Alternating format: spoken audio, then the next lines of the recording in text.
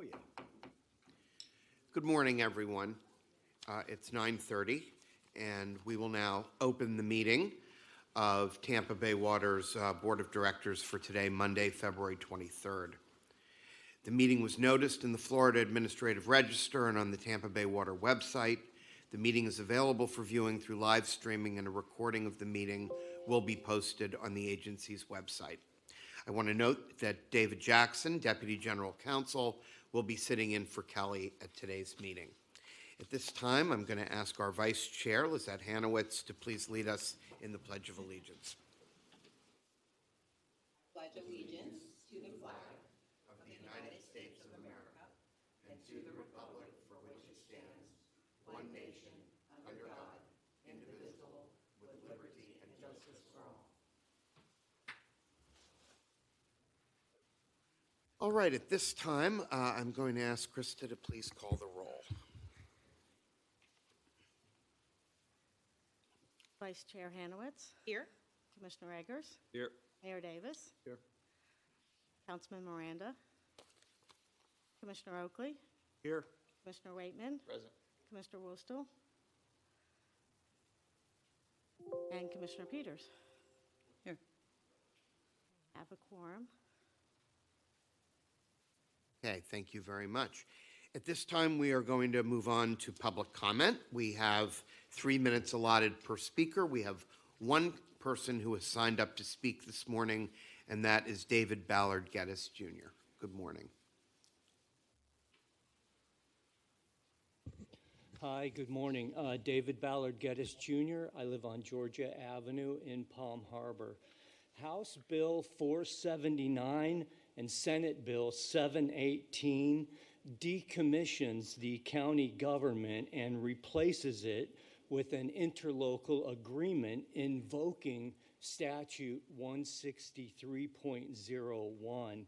As implied, the bill serves as an acquisition notice to the county and interlocally transfers the county functions and powers as recognized in Pinellas County Home Rule Charter Section 2.04Q in the aiding and abetting of an internal foreign entity dissolving, liquidating the county, and simultaneously it shapeshifts the local and municipal city and governments into individual watershed jurisdictions, usurping the powers of government as constitutionally gerrymandered under the 14th Amendment.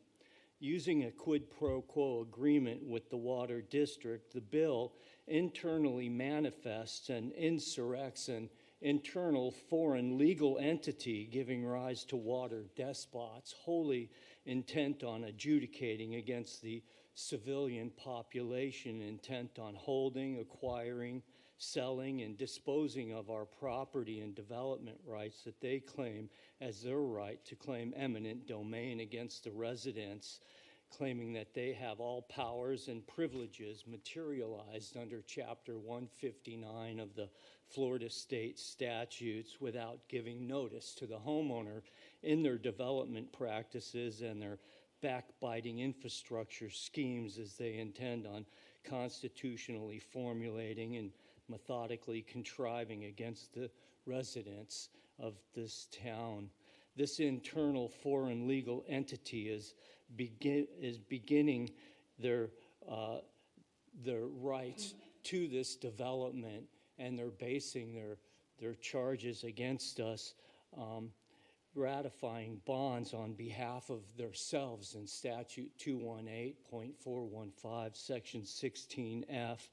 This entity is claiming that they're able to assess taxes of any kind whatsoever in financing their levies and user fees, such as reclaimed water availability fees and such, and they intend to contrive annual inspection charges for future reclaimed water toilet inspection fees. This rebellious entity, they claim that they are themselves exempt from laws that they intend on imposing on others, and they claiming that we are obliged to pay their contrived indebtedness, and at the same time, this legal foreign entity is claiming their rights to take our liberty and our property, again under the 14th Amendment. House Bill 479 and Senate Bill 718 decommissions our current government, grants, insurrects, aids, and abets a third-party political usurpation, a foreign legal entity in our government, and it's claiming rights to take everything that we own under the 14th Amendment and place us in bondage. Thank you. Thank you very much. Let's note for the record that Commissioner Wustall joined us. Thank you. At this time,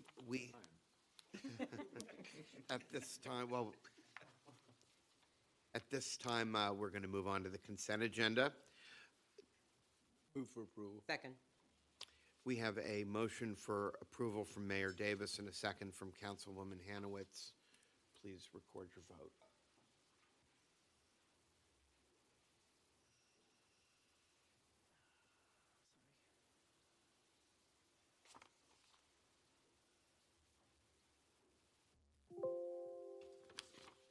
Motion carries unanimously. Thank you very much. Moving on to the regular agenda, we are going to start with item B1. Mr. Cardin. Thank you, Mr. Chair and members of the board. Good morning to all. I'm going to start with the regional system and talk a little bit about the drought, and then Warren Hogg's going to join me and walk us through a few slides as well. Through the end of January, the system is averaging about almost 204 million gallons a day, which is 4.1% higher than this same time delivery last year. As you all know, most of the region is in a very severe to extreme drought, and we are under the 1 day per week watering restrictions that began on February 8th. Enforcement of these restrictions is critically important to preserve our drinking water supplies through the spring. And as you can see, we will be relying heavily on our diesel plant through the rest of the fiscal year. I did want to emphasize, I've said this several times, we're not in danger of running out of water. We simply would turn to the groundwater in higher capacities as things worsen. So if Warren would walk us through some of those slides for us.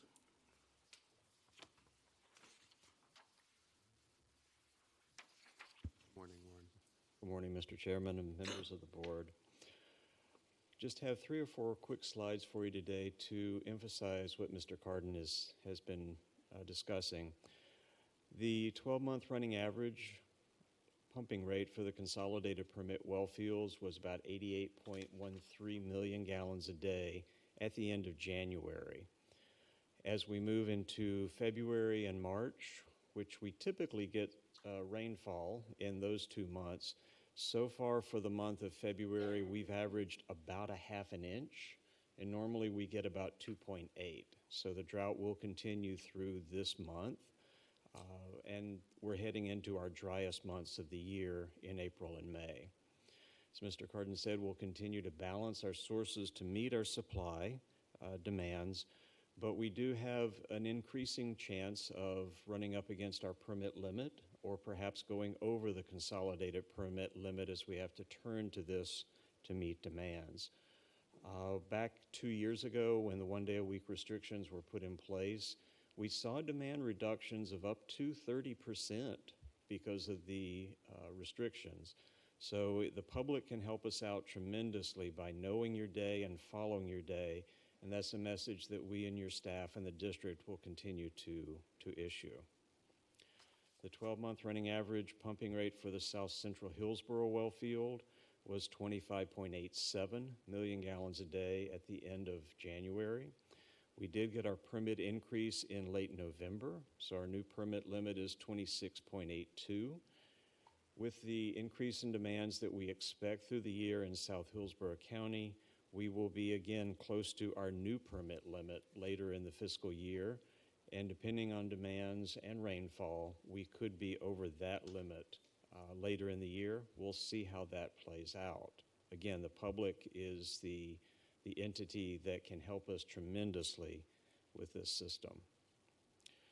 We began using water from our reservoir on October the 20th of last year, which is far earlier than we planned to. We've seen a steady decline in the storage volume.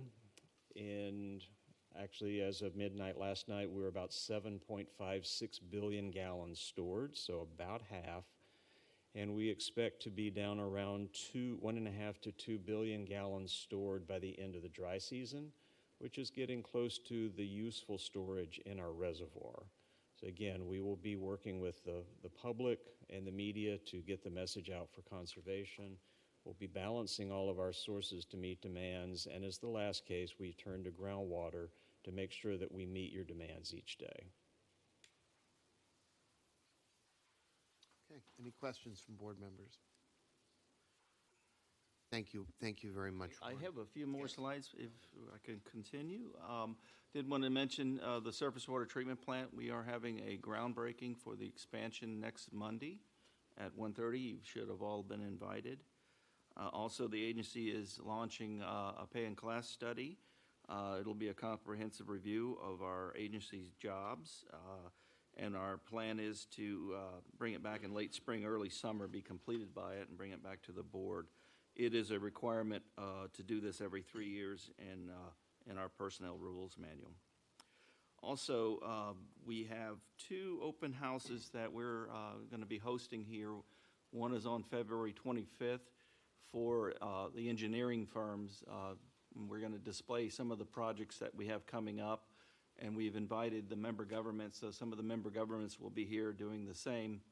And we'll also, on April 8th, we will be doing the very same thing for contractors, trying to show them what all of us are going to be doing and soliciting maybe the competition for the jobs.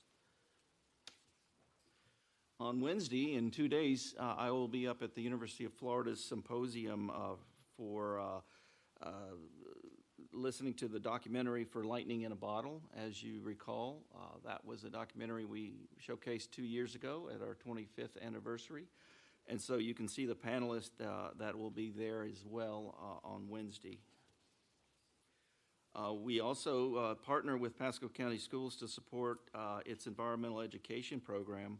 3 of our engineers served recently as judges for the Science and Engineering Showcase. And you can also see Board Member Seth Waitman presenting the Environmental Stewardship Awards to the winners just Friday night. The City of Tampa awarded its 2025 Tampa Bay Community Waterwise Awards to city residents for their water-efficient landscapes. At our April board meeting, we will be presenting the Best of the Region Award for the Tampa Bay Community Waterwise Awards. Early this month, we hosted an activity booth at the St. Pete Science Festival, and I was told there was more than 10,000 people that attended that. To celebrate World Wetlands Day on February 2nd, our staff hosted an edible aquifer activity with the kids at the Great Explorations Children's Museum in St. Pete, and we did that in our Wonders of Wetlands exhibit. We recently joined our environmental education partners to Keeping Pinellas Beautiful at a workshop and at the annual volunteer awards luncheon. And in conclusion, I would like to take a moment to acknowledge the passing of our colleague Bobby Burchett. He was part of our Black and Beach family. He was also an integral part of our team. He contributed not only to help deliver the region's water supply projects, but also bringing warmth and kindness and a very bright smile to our work environment. He will be missed, and our thoughts are with his family and friends and colleagues across the region and at Black and Beach.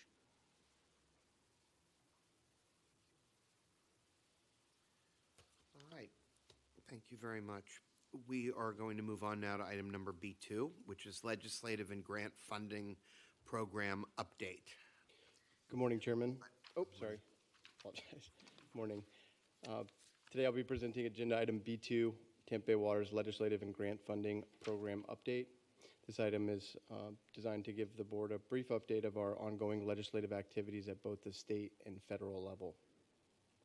This slide shows the makeup of our legislative team. Our team continues to work closely together to monitor legislation for implications to Tampa Bay water, as well as advance our funding priorities. Joining us today via Zoom, we have all three of our legislative consultants. First, they will be providing the board with a more detailed update of our ongoing legislative activities. First, we're going to hear from Mr. Pete Dunbar of Jones Walker to give us an update on the state legislative session. Following Pete will be Mr. Matthew Blair of Corcoran Partners, who will provide an update on our appropriation requests. And lastly, we'll hear from Mrs. Mary Beth Nassif and Paul Cambon to provide us with our federal update. So on that note, I'll turn it over to you, Mr. Dunbar. Thank you, Brant. Mr. Chairman, can you hear me all right? Yes, we can. Good morning. Good morning. Today begins the final 2 weeks of our annual legislative session. Most of the committees have now concluded their regular meeting schedule, and that gives us an idea of what sort of remains in play. I do believe that you have an updated memo that sort of reports the items that we have been monitoring. I will say that the two houses are still having a little difficulty reaching the finish line together. But the update will show what measures remain alive and those that are likely to die when the session concludes. And I might mention that the legislation Mr. Geddes referred to earlier has been something we've been monitoring all along, but virtually now has not moved through any committees in the House and is dead. There are a couple of water-related items that I do want to briefly mention. There is one relating to PFAS, and I know that's always been a high priority for Mr. Eggers, Commissioner Eggers. And that bill seems well along in the process. It will eliminate certain types of film forming foam and its use, and also require new testing requirements for domestic wastewater systems. There are also a couple of measures that are moving that deal with not directly our agency, but with the service of municipalities outside their regular boundaries. There are also a few operational related measures that I do think have a chance to pass this year. One will increase the sovereign immunity limits for public agencies in Florida. There will potentially be new private meeting options for agencies when we have a property owner making claims against the agency. And finally, there is a committee bill that I think will make it through the process that will provide new protections to the agency's operational technologies. That makes us transfer on to the budget-related items. And as I mentioned earlier, the houses are still having a little bit of difficulty coming together on a number of issues. The budget would be one of them, but I'm going to defer to Matthew and let him provide us an update on the state budget matter. Matt, you're up. Good morning, Mr. Chairman. Can you all hear me? Yes, good morning. Good morning. Thank you. Yes, the legislature, the House and Senate passed their respective budgets last week off their floors. Both Tampa Bay water funding requests are in the Senate budget. And as a reminder, at this point in the process, the goal is to be in one budget or the other to set up being part of the conference committee conversation. So success there so far. The legislature, both the House and Senate, announced conferees for their appropriations subcommittees on Thursday and Friday of last week. And they begin the process of identifying the amount allocations that they'll spend in each subcommittee bucket. They've not decided that yet, but they're in the process of that negotiation and expecting that that would happen this week. As we head into the final 2 weeks, I think there was some discussion that conference committees might be prepared to meet as early as this weekend. I think we actually believe that'll be more likely to be the case next week. And if last year is a guide, they would handle conference committee meetings during the week and bump items to the chairman of the budget committees likely that final weekend, as well as the speaker and Senate president. We do think that we're currently on track for what looks like an on-time finish. And so that's positive, and the last day of session is currently scheduled to be March 13th. Unless there are other questions, I'm going to hand it off to Mary Beth and Paul. There is just one question. Commissioner Wustel. My question is actually for Mr. Dunbar. Oh, okay. It's a question for Mr. Dunbar. Yes, sir. Yeah. Mr. Dunbar, you mentioned that there's some movement on the legislation that allows municipalities to operate without their municipal, outside of their municipal boundaries. Can you elaborate on that more? Because I've been working on an issue from a state law that was introduced like in the 70s that essentially allows the city of Tampa to charge my unincorporated constituents roughly 25 to 30% more for their water than their adjacent neighbors in many situations. Is that the bill that they're making changes to? Yes, that appears to be the case, and there are actually two moving subject matters on this. Excuse me. One comes from House member and Senate member from Brevard County, and that you would find on the bottom of page 2 of the report if you wanted to look at it in more detail. The other comes from Lee County, and that one is shown on page 3 of the report. So we're not sure exactly which or if both will pass, but they definitely deal with how municipalities can and under what circumstances and what they can charge when they extend service outside their boundaries. I'll go find these pages in the report, but do you know off the top of your head, are they looking to restrict them? Are they putting handcuffs, or are they expanding their ability? The one that is coming out of Lee County will put some limits on the revenue and how it can be used once received. The one from Brevard County basically limits when you can deny that service to those outside the boundary and cannot condition it on annexation of the property. Perfect. Thank you, Mr. Dunbar. Yes, sir. Okay, thank you. All right, Mary Beth. Okay, I think I'm up. Good morning, Chairman, members of the board. Good morning. Can everybody hear me? Yes, we can hear you fine. Good morning. Great. Okay, so I'm going to give you a federal update. So just to let you know, the House and Senate, they're returning from recess this week, and we have 11 of the 12 federal FY26 appropriation bills passed. There's one that's still outstanding, which is the Department of Homeland Security. It's currently shut down, so federal government's in a partial shutdown with that one department. But they do have a lot of funds from carryover in the One Big Beautiful Bill to keep many of the programs operational. So we hope that this week there'll be some progress on that, and we'll keep Tampa Bay Water apprised of funding advancements. So in addition, we reported in our monthly report, there was a hearing on addressing cybersecurity and challenges to protect America's water infrastructure, which I think is important to Tampa Bay Water. And as well, this week coming up, there's proposals for Water Resources Development Act of 2026 administration priorities. So we'll be tracking that as well and providing a summary.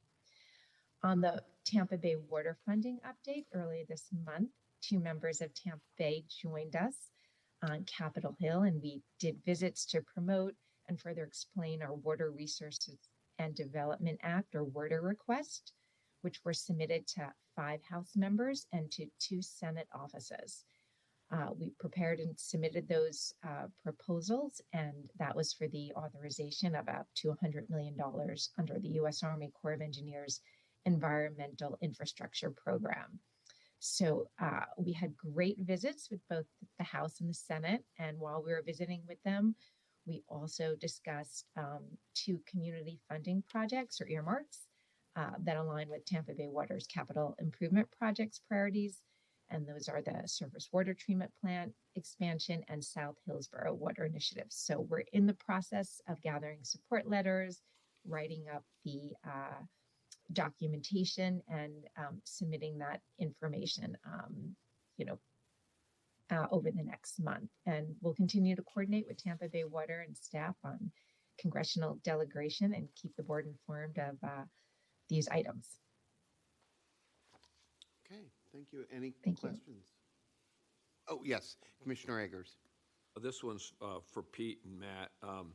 I would be remiss if I didn't ask you about progress on property tax issues that the governor raised early on, and there's been discussion about off and on. And any indication of how that's going, if there's going to be a special session, or what area of our constituents is going to bear the brunt of the shortage if we do anything. So just if there's any update from your perspective, and really just thought I'd call on your information. I'll jump in this. There's been very little movement. The House has passed one bill out. Everything else has been sitting still. The Senate has offered no ideas that have formally hit the system, nor has the governor.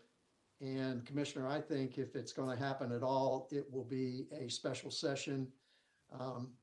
Most of the indication, if I had to guess, would be that the burden will fall on the benefits will be for those who have homestead, and the burdens will fall on those that are commercial or are basically tenants and renting property. But there really has been no movement other than what you hear in the dialogue in the newspaper. Matt, you feel differently? No, I would offer nothing else except to say we could certainly, Commissioner, share with you the bill that was passed by the House, which passed last Thursday. As Pete said, that's the only piece of legislation that's in writing that's been considered and passed. The Senate hasn't got anything on paper, nor does the governor, as Pete said. Happy to also send you the comments that the speaker made in prepared remarks on Thursday after passage of that, which might give you a bit of a flavor of at least the messaging from the House on that particular topic. And concur entirely with Pete that if something is to pass, it's likely only going to be in a special session at some point further into the future. No clarity on where the real dollars come from. I think in larger counties like the ones that you all comprise, the expectation probably is that burden falls to the local government if something were to pass. And in some counties where there's fiscal constraint, more rural counties where there's very little property tax revenue on homesteaded property to start with, I think the suspicion would be that the state would be required to come up with some mechanism for helping offset that. But again, that's entirely speculative at this point, given the fact that there's just really nothing other than the House bill that paints a picture of what the legislature writ large is willing to do. Okay, well, I didn't expect anything more, but I thought maybe you might have an inkling. Thank you for that. And the information that the speaker, his comments, that would be helpful if you could send those. Thank you. All right. I don't see anyone else in the queue, so thank you very much. We are going to move on now to item number B3, which is the 2025 Performance Audit and Management Study Final Report. Good morning. Chairman, members of the board, nice to be here with you again. Isaac, my colleague, is joining us remotely. He planned to be here in person, but the snow in New York did not agree with his travel plans, so he'll be on Zoom with us. I'm here to present the outcomes of the Performance Audit and Management Study for 2025. So a little bit about the background of the study. As we know, you're assessed every 5 years, so we did a 5-year look back, looking at progress made on the 2020 audit, and then over the past 5 years, what the performance of the organization has been. We really use the EPA's effective utility management framework to ground our study, so there's a visual of that up on the screen, but it really looks at 10 key areas of operations, everything from community sustainability to operational optimization, workforce development. So we really use this as a tool to make sure that we were comprehensively looking at the agency and not missing any key aspect of operations, governance, or leadership. What we really found during the study that is this is a very high-functioning organization. You have very strong processes, very good governance in place, and you benefit from very dedicated leadership and employees. We did have some findings and some recommendations that we will go through, but our overall takeaway is that it's a very high-functioning organization. So we began our study by going through quite a bit of documentation and data that was supplied to us. And we also issued an effective utility management framework survey that some members of the board and the leadership participated in, which was really a self-assessment of how you're doing in each of those 10 key areas. We did a lot of stakeholder engagement, so we did interviews and focus groups with your internal staff. We interviewed some of the members of the board. We talked to representatives from your member governments as well. And then we took all of that information, both the qualitative, quantitative data, and we really did what we call a gap analysis, which is where there are opportunities for improvement, what's the gap between your current operations versus what the best practice is versus what your strategy is, so that we can identify areas for you to improve as an organization. We also issued a benchmark survey to get information from peer agencies, and then we finally put that together into our recommendations for improvement. So we identified key themes across the agency's operation. We bucketed our recommendations in the report into workload and structure, technology and process, succession planning and career development, strategic planning and governance, and organizational culture and communication. When it comes to workload and structure, we really found that the staff have demonstrated a lot of flexibility in adapting to changing needs. As the region has experienced population growth, obviously, your capital infrastructure needs have increased greatly, which has increased the workload demands on your staff. You have used contractors to lighten some of that or to be able to get that work across the finish line, but you do have limited internal staff capacity to oversee those contractors. We did note that you have several critical roles with limited redundancy. So, niche skills, very technical roles that have a single person in them that does that job. While the organization takes a lot of pride in running a very lean operation, being staffed very lean, that does open you up to some operational risk if somebody is to retire or leave for other purposes. So we have some recommendations about how to reduce that risk for yourselves. Moving on to technology and process, we noted that the IT function has really matured into a very strategic partner in the organization. Cybersecurity practices have improved, as well as emergency preparedness.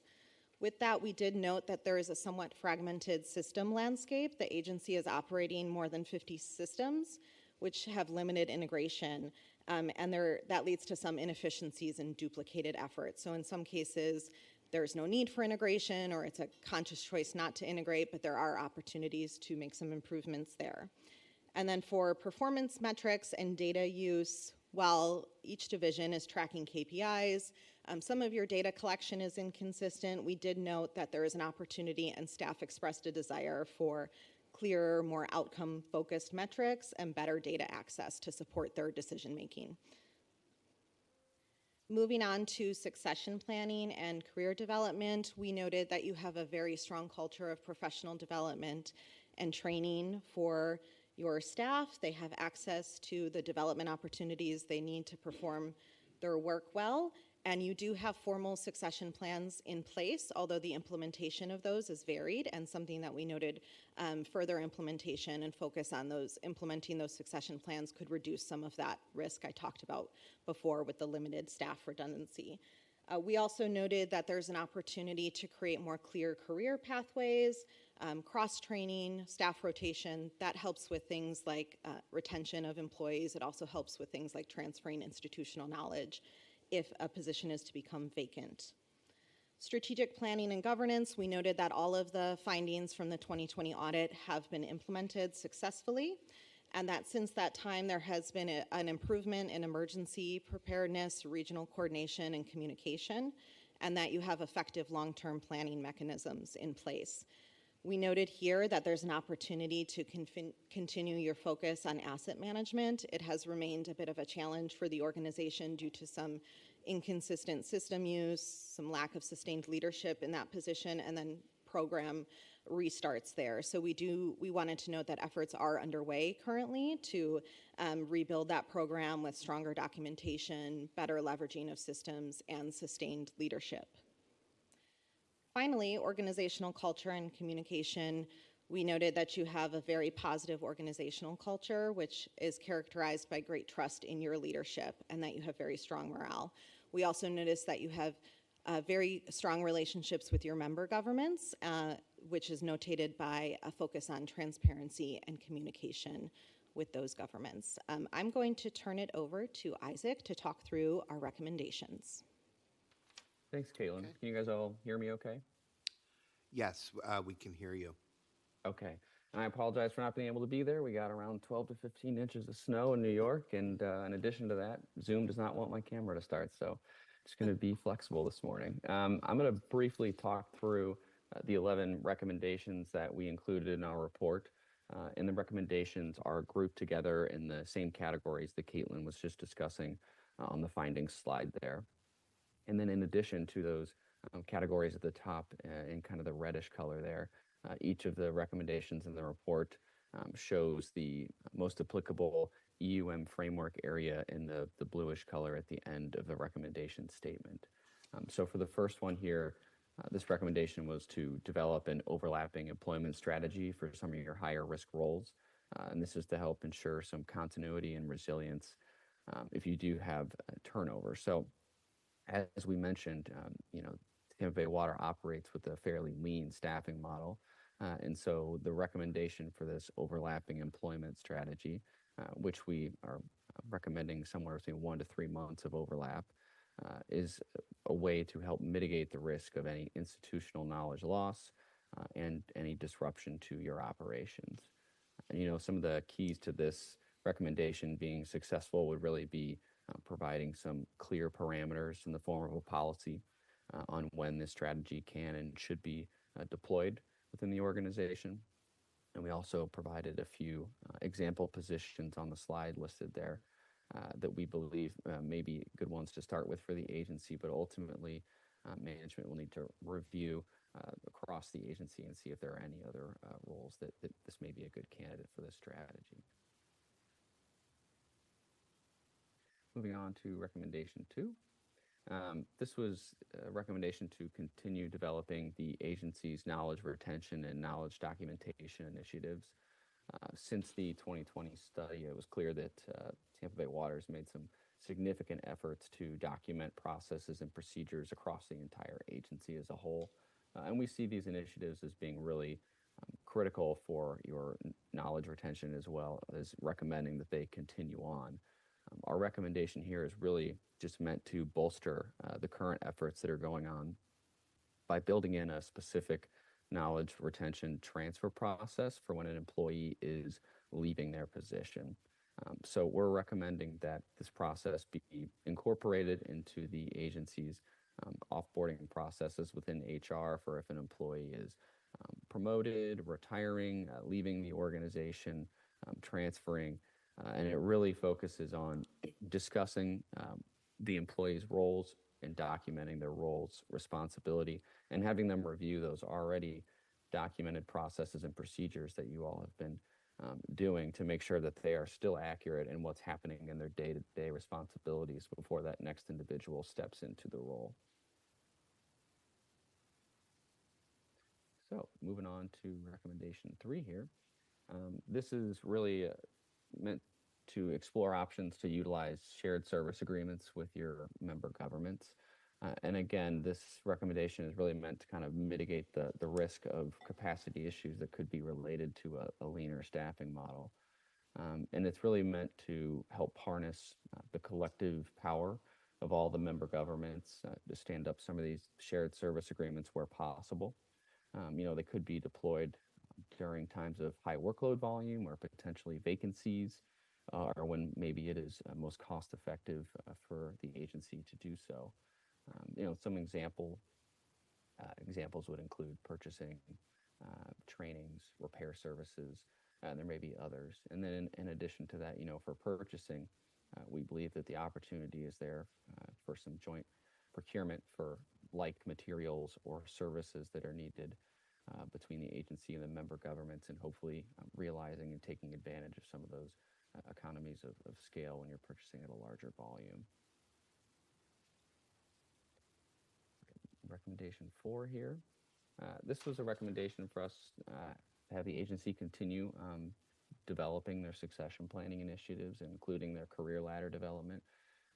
As Caitlin mentioned, Tampa Bay Water has done some succession planning activities for some of their more technical working groups within some departments, and we're really just recommending that these activities be pushed out to the broader organization as a whole.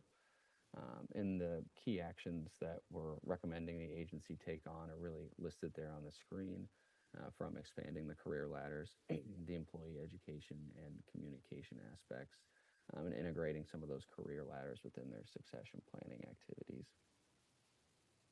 And then in addition to that, in the report, we mentioned a few areas of focus in the near term, which would be the finance, information technology, and then folks in the science division.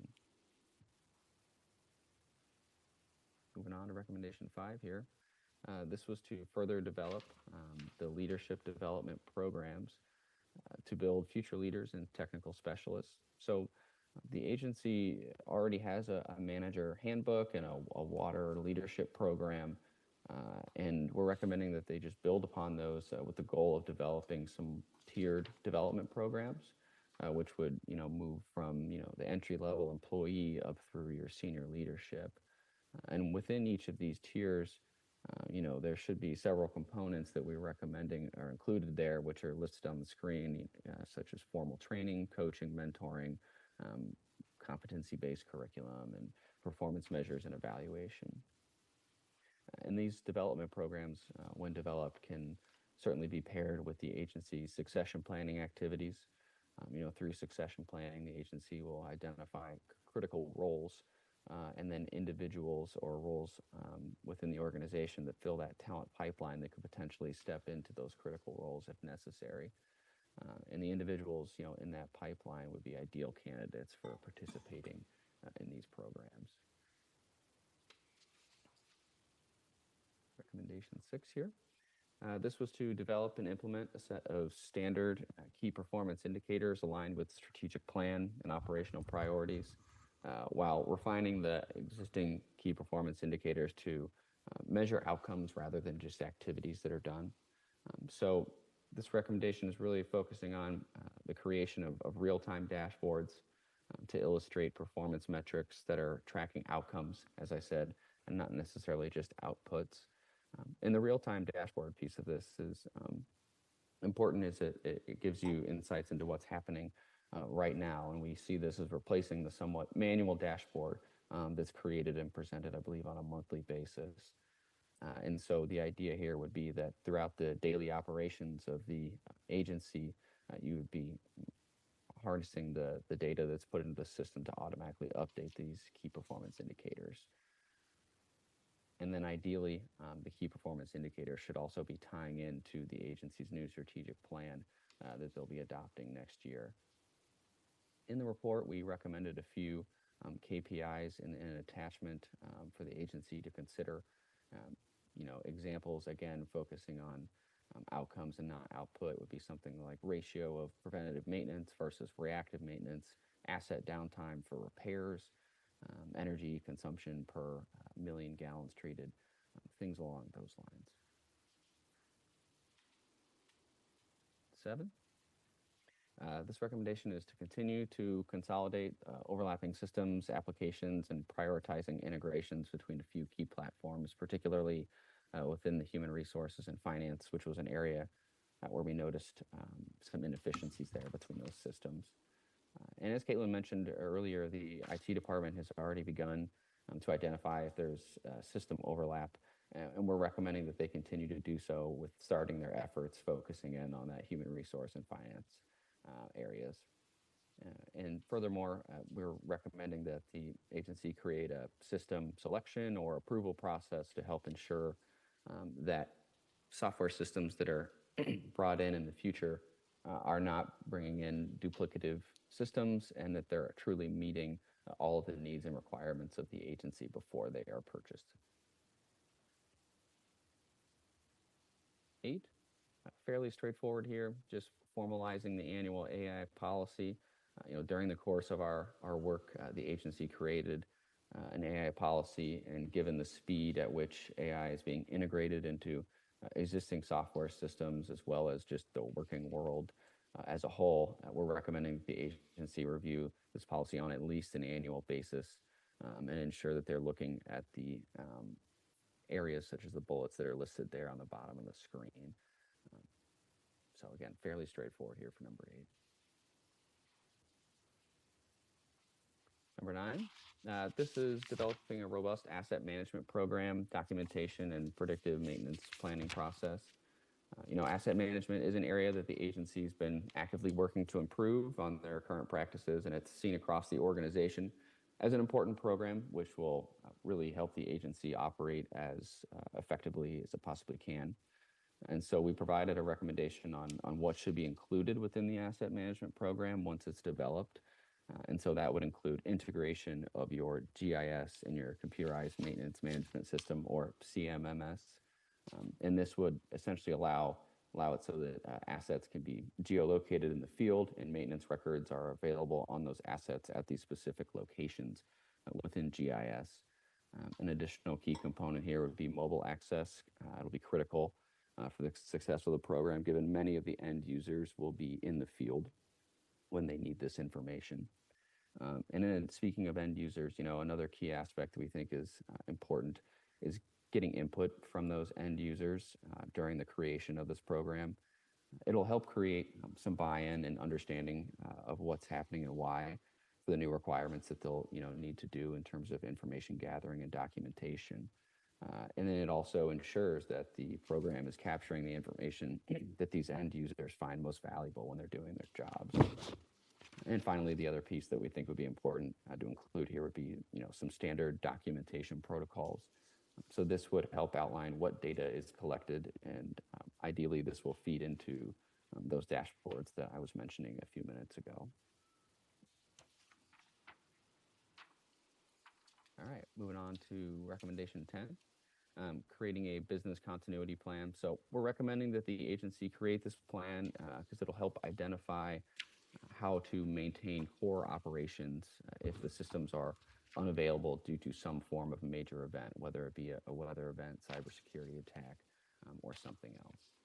Currently, the agency has an emergency plan, which those plans typically focus on some of the short-term, minutes to hours of an emergency happening, whereas this business continuity plan would cover a little bit of a longer time frame, days to weeks, and really focus in on how are you going to maintain critical function, and what's the prioritization of those functions, what are the workarounds or manual processes that you need to be ready to deploy, are there alternate work locations that could be set up if something like that is needed, IT disaster recovery coordination, and any kind of vendor or mutual aid agreements that may be needed.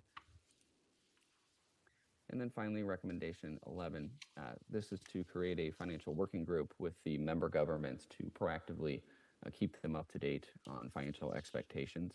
Much of the feedback we received through our interviews and conversations with member governments was positive. They appreciate the current cadence of communication and the format chosen to communicate with them. The one opportunity that came through a couple times was the mentioning of having a discussion specifically focused on finance. They felt like it would be helpful to understand more often the agency's future financial expectations or upcoming capital projects, major purchases, really anything that could have the potential for rate adjustments that may impact their citizens or the end users. So to wrap things up here, ultimately we found that Tampa Bay Water is a highly functioning organization whose leadership has deep technical expertise. There's a clear mission for the organization and a committed workforce. Our work uncovered many findings, many of which were positive, as well as some opportunities for improvement. And the main areas of focus for those recommendations, or the areas for improvement, are listed there on the bottom of the screens. With that, are there any questions? Yes, there are. Thank you very much. That was a very thorough report. I'm going to go first to Commissioner Wustel and then Commissioner Eggers. Sure. Mine are less of questions than statements for Mr. Cardin. I was surprised to see so many of the technology comments. One thing that comes to mind is I actually had a background in implementing ERPs in a variety of organizations, and what I found in every single one of them consistently is that there was always an effort of pushback from the internal stakeholders because it requires work to implement and consolidate a lot of those technology platforms, but in the end, it's usually of great benefit to the organization, even though it is, and I will agree, quite a nuisance and a headache to do so. I would be interested to see what types of cost savings you can find. The report suggests that there's a lot of technology overlap. I don't know what that means, but I would be interested to see what type of cost savings you end up coming from, especially since they highlighted twice that we needed to make sure that whatever platforms we're buying and implementing is actually of value to the organization, which seems to imply that they found something that was bought that was not of value to the organization. So if that is the case, I would just like to know what that was and encourage you guys to embrace implementing a more unified, some type of platform. The other thing is the only reason I say all of that, they mentioned it once in here, but the reality is that we are a sensitive utility provider. I see the other utility providers in the room, and cyber security is just more and more critical for these types of agencies.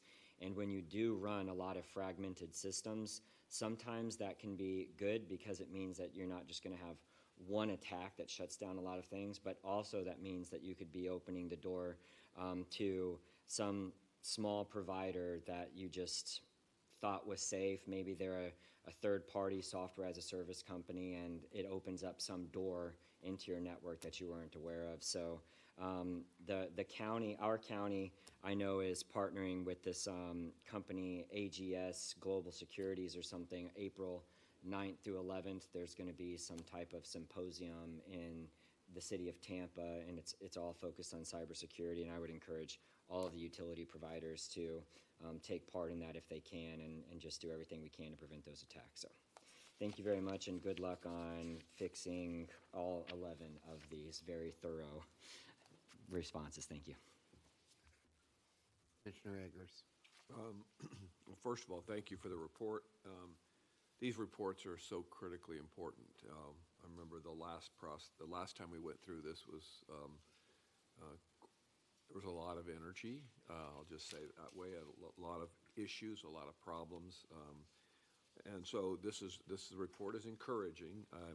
I share some of the comments that Commissioner Wustel just brought up about technology, and wondering. And again, I think before I get into the comments or questions, I think this is an important topic, and I hope that we are able to maybe come back at a future meeting and have more discussion about these, because I just think it adds to our understanding of our organization here, and also communicates better with all the member governments.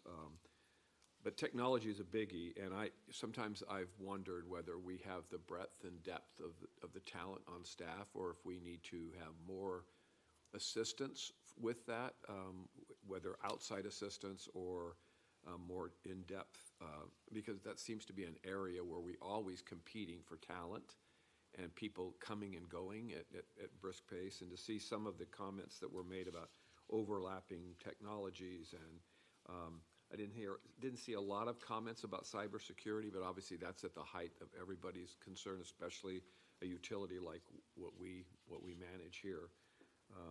So that was important to me. And then just talking a little bit about our upper staff, and we've got great people there. Discussions about cross-training, I guess, and I'm not sure how that would work unless they each change their hats, these 4 folks up front, for a week at a time, and understand what the other person's doing in their jobs. But to me, that's important to make sure we understand that. And obviously, I'm not sure how we stack up with staff depth on the vertical integration. So just maybe a couple of those to start. Yeah. I think one, just from the positivity of the report, I think when we looked at the 2020 report in preparation for our meetings, we were sort of saying, is this the same organization that underwent the 2020 audit, right? Because we just found you to be so high functioning. And we did ask questions around of what has changed culturally, what is that, and a lot of the rationale we got was just the excellent leadership that the organization has and the high functioning board that you have that trickles down into the whole organization, and just a real culture of continuous improvement. So that was very encouraging. When it comes to technology, I wouldn't say that it was egregious. There are some organizations we walk into and they have 2 systems that do the same exact thing, or they have across the whole board. Here it's, I would say, more pieces of systems that are doing the same thing. So there are opportunities to look and say, where do we want to house that function fully? And Isaac, you could speak to this too, but I would say our general sense was that your IT department is starting to take a more active role with what I would call IT governance. So sort of driving more of the conversation around decisions that individual divisions or departments are making around technology. So they're having a more active voice in those conversations. Isaac, is there anything you'd add to the technology piece before I talk a little bit about succession planning? Sure. I would just also add, it's fairly common for organizations as they mature to slowly compile systems. We see that quite often. And I think your IT department was well aware. I mean, it was something that they brought up and something that they are actively looking at. Are there areas where we have overlap? And if we do, is it for a specific reason? Does this one system do something that the other one just can't quite do well enough? So I would say, in addition to that, they do actively have some cybersecurity practices and testing and drills that they're running fairly routinely. So they do have focus in those areas. And then when it comes to succession planning, we did do a retirement forecast and analysis over the next 5 years. The detail of that is in the report. I would say for all utility organizations, retirement is going to be one of your biggest, and succession is going to be one of your biggest challenges over the course of the next decade. You've already been dealing with it. I would say for about a decade, it's going to continue to be a challenge. And I think it is one of the biggest risks to any organization. And I think, you spend the most money on capital, but you spend a lot of money on people too, right? And investing in those people and making sure that they can stay here and have good careers and serve the organization well. When we talk about metrics, we suggested you should be looking at those metrics too, related to the implementation of succession plans, your forecasted retirements, to try and keep an eye on that. I would say that you have, just by nature of being a smaller organization, it makes it more challenging to cross-train. What you should be doing when you're looking at those critical roles in the organization, we say identify up to 15% of the positions that, if that position was vacant tomorrow, some piece of your operations would stop or be very hard to deliver. And then you need to have multiple candidates internally that are prepared to step into that role, and you should have an external plan. So if we had to recruit for that position tomorrow, do we have a compensation study updated? Do we have a good job description? Do we have industry networks that we can recruit from? Those are all things that will make it a little bit easier for you. And is there a way to, I know in some of the different departments, that you're more prepared for that succession Yes. training. And then in some cases, their decision is more like, well, this is probably, if we did something tomorrow, to your point, we don't have the depth now, we may have to go outside. Yep. Is there a way to rate how we are in each of our departments, how we're doing in that area? Are we prepared, or do we need to go out? Yeah, we could definitely, based on the data we have, provide that ranking to you. When we talked about the, you might need to have an overlapping policy and then implement some of those succession plans. The pieces that stood out to us, the functions that stood out to us were finance, IT, and science. So just really focusing on those 3 areas. But we can go back into our report and prioritize all of them for you. Okay.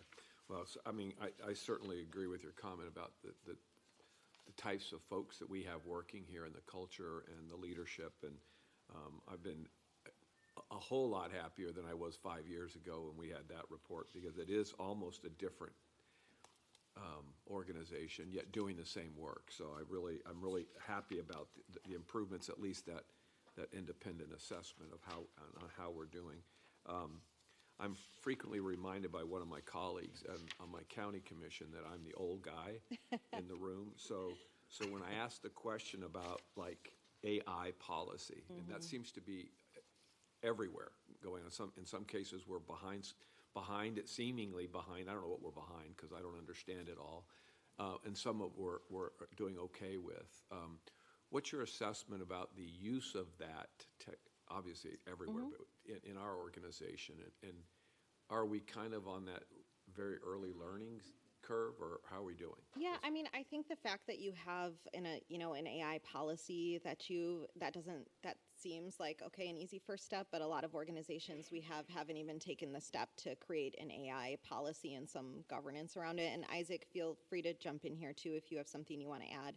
I would say you're kind of at the beginning cusp of exploring AI, and I wouldn't take that in a bad way. I think the organizations that I have seen do it the best so far have been slower, or let's say more intentional in their adoption of AI. So instead of saying, let's just start using AI with everything, it's saying, let's pick out a few use cases where this could be really valuable for us and we could have good controls in place around it, and then let's be intentional about implementing it well. So I think you're doing fine. And that is wrought with cybersecurity protection as well, and all of that. Yes.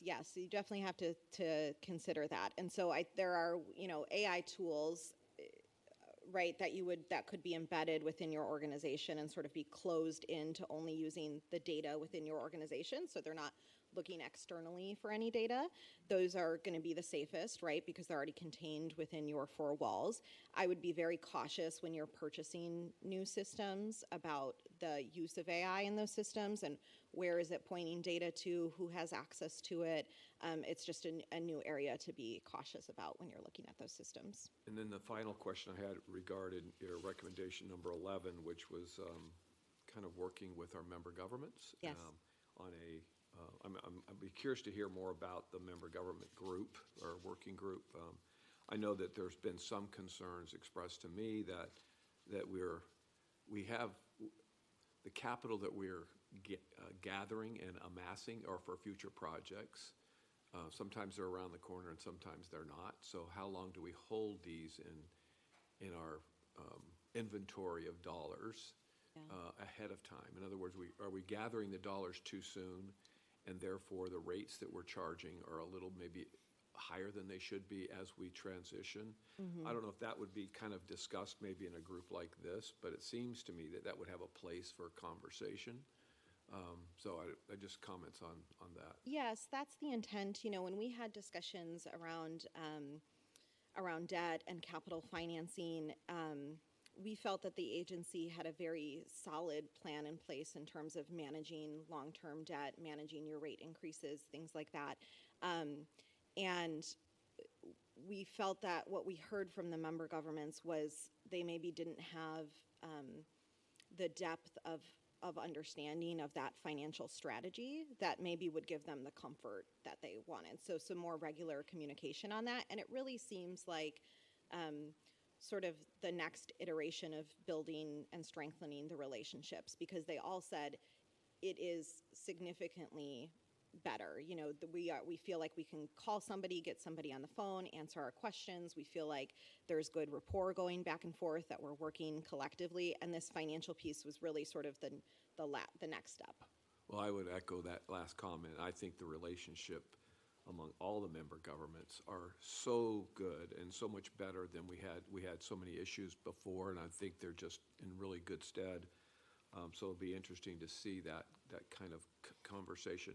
And most of the comments that I've heard have not been questioning the capital that's in the planning processes, but it's how soon do we account for it in our rate structure, and when should we be maybe pushing out just a little bit and provide a little relief on that increase. So thank you, Mr. Chair, for a few extra comments. Yes, of course. Commissioner Wustel and then Mayor Davis. Mine will be very brief, and I brought up AI to our development services, and you would have thought that I was the devil after that, so be very careful. My questions were going to be about recommendation 11, but most of my question was answered, which is that I wanted to, Ms. Sackett, you're not having troubles getting information from my member government, right? Okay. I just wanted to make sure. And my last comment is about Commissioner Eggers' points about collecting money for capital projects. And one thing that we're going through at the county that I have found out at my county since I've been there is that they have never cleaned our separate CIP budget ever. And right now, they can only tell me projects back to 15 years old, and that's just because they transferred systems and don't have start dates before that. But there's more than 15-year-old money just sitting in there depreciating for legacy projects that will likely never come to fruition. So we should be diligent on this board that that's not happening with this large amount of money. So it's a good point. Thank you, Mr. Chair. Mayor Davis. I just want to kind of acknowledge a few things.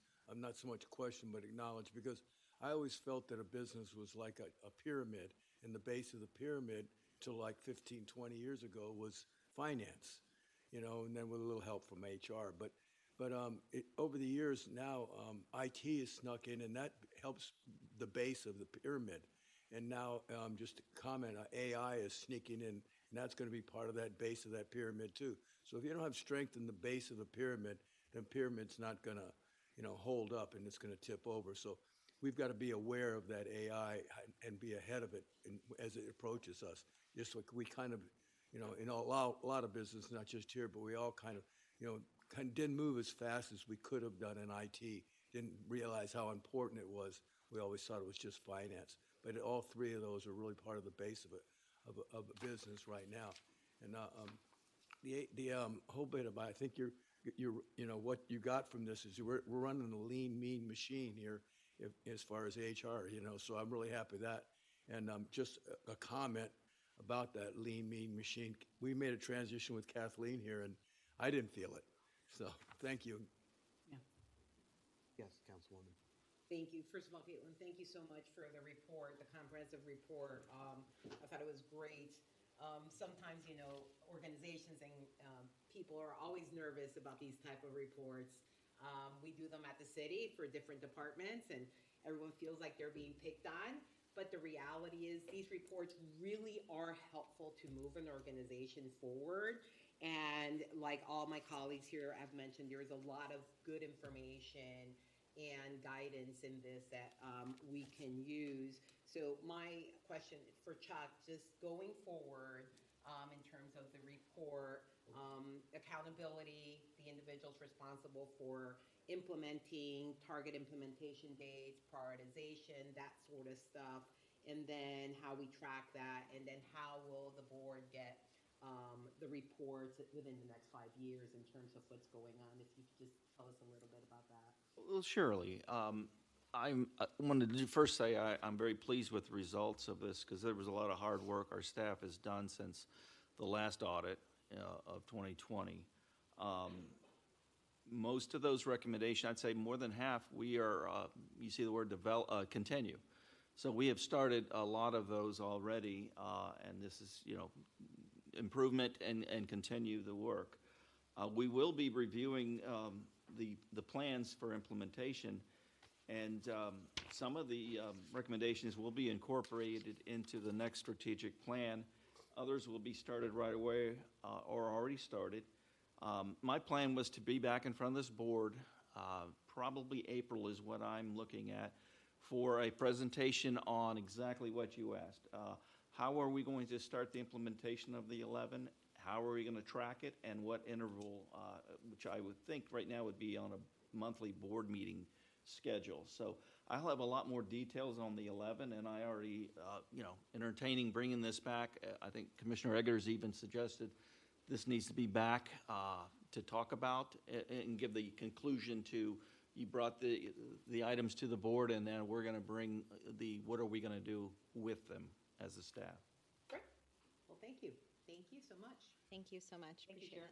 Thank you. And I just wanted to close out by, first of all, complimenting you on an excellent report and complimenting the organization, because the fact that there are so many recommendations shouldn't overshadow the fact that the report itself shows tremendous progress and that we are highly functional. I think that's a great description of what Tampa Bay Water is. Everyone, this was a very good discussion, and a lot of things were covered. I wanted to just come back, though, to something that Commissioner Wustel touched on much earlier, and that was that implementing systems and running systems, doing the day-to-day business, are really two entirely different things. And it is not realistic to expect that our current staff that's responsible for running things day to day can also take on the task of running the projects to implement major system changes. And because we are very conservative in our budgeting, and because we don't, I think you've pointed out that we run a lean organization. It may be, as part of this discussion that Chuck's going to bring forward, that we want to discuss really program management and project management as it relates to implementation of things, if in fact we see that there's going to be major implementations coming up, looking to see whether or not we need to add that to the portfolio of things that we do. So with that, I appreciate the discussion, and we'll look forward to the follow-up in April. Thank you very much. Well, thank you. Okay. Item B4, we are going to turn it over to Mr. Jackson. Yes, thank you, Mr. Chair. Item B4 is a request for 2 attorney-client sessions between the Board of Directors and legal counsel pursuant to Section 286.011(8) Florida statutes to discuss settlement negotiations and/or strategy related to litigation expenditures. This request pertains to the matter involving the Polk Regional Water Cooperative versus Southwest Florida Water Management District and Tampa Bay Water. That's Florida Division Administrative Hearings case number 25-005480. The first attorney-client session requested is for today, February 23rd, 2026, as indicated on the agenda under item G1. And the second request for an attorney-client session is for April 20th, 2026. So this item does require a board vote. Can we please have a motion for the 2 sessions that Mr. Jackson requested? Move approval. Second. We have a motion from Commissioner Peters, second from Councilwoman Hanowitz. And once it pops up, please record your vote.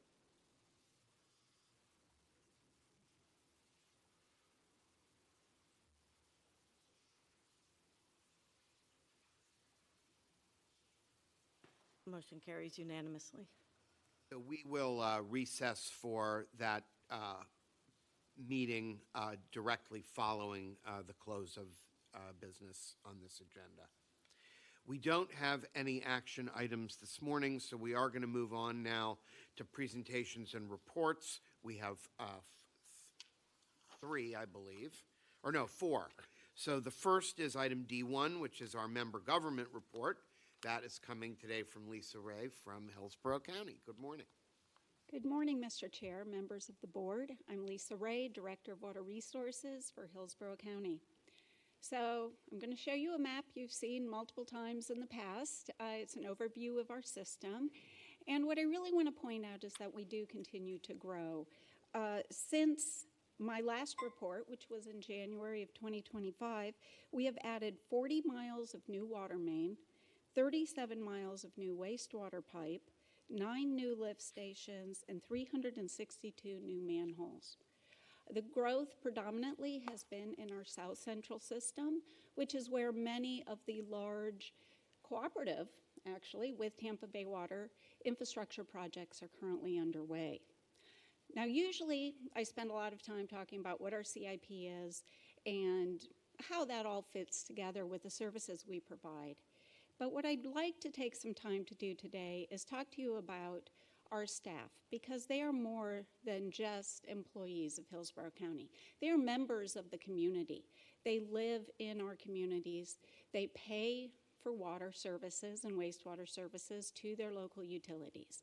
And they take this very seriously.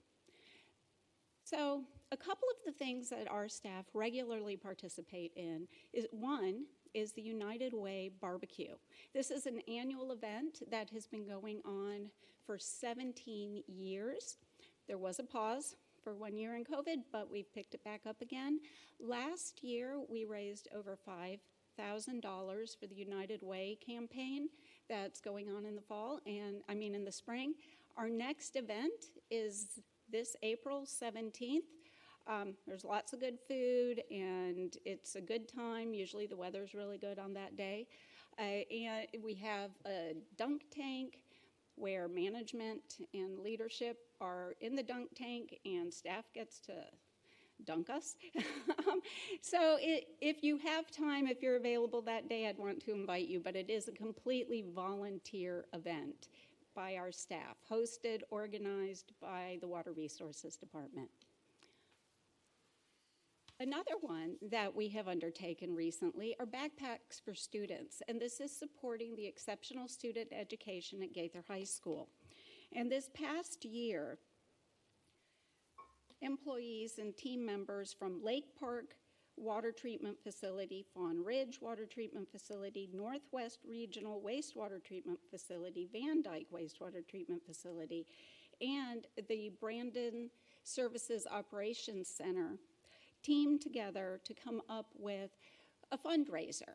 And during this process, we raised almost $1,000 to help support the students and their needs in this program.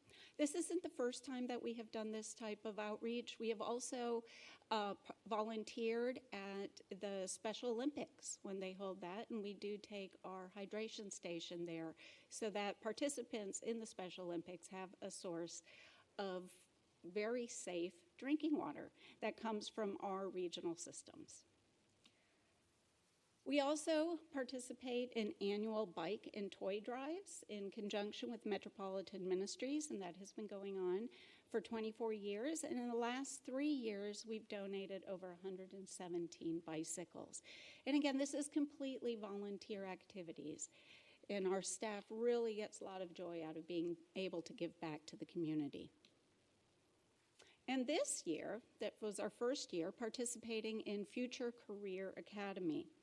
And the Future Career Academy was originally started by, in 2015, by the school board, Hillsborough County School Board, in conjunction with the business community, to educate students in high school who were not heading towards a college career on opportunities that were available within the community for their future.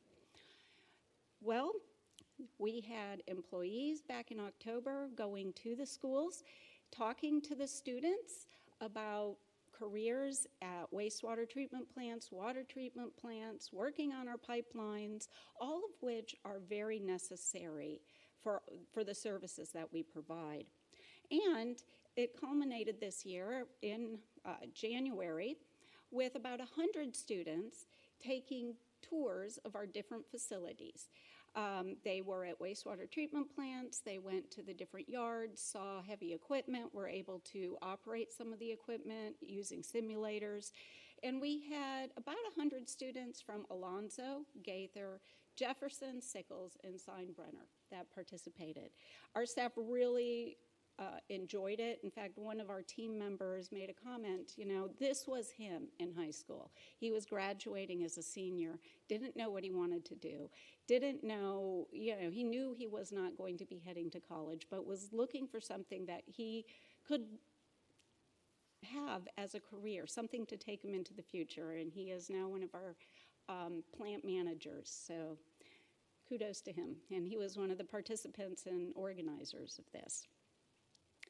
And then another item that happened, and I'm sure all of you remember the very cold weather we had at the beginning of February, where temperatures were down in the 20s and 30s for an extended period of time.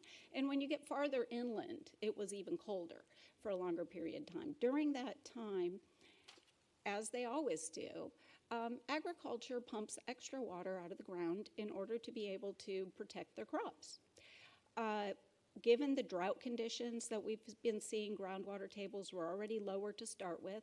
And as they started pumping, what started happening was private wells at different homes over in the Dover area started going dry because of the drawdown from the wells and the pumping.